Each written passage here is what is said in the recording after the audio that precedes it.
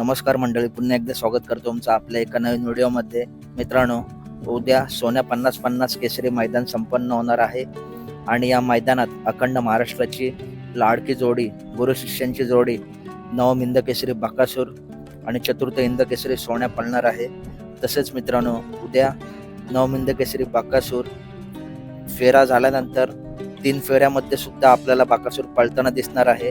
आणि मित्रांनो, आज जसं पेडगाव पॅटर्न होतं, आदल्या दिवशीच लाईव्ह दाखवून गटाच्या ज्या पावत्या काढल्या होत्या तशा पावत्या आता काढल्या आहेत आणि त्यात अशी अपडेट आली आहे की उद्या बकासूर गट क्रमांक 17 तास क्रमांक 8 वरून पळणार आहे. 228 पावते आहे आपल्या नवम हिंद केसरी बकासूरची.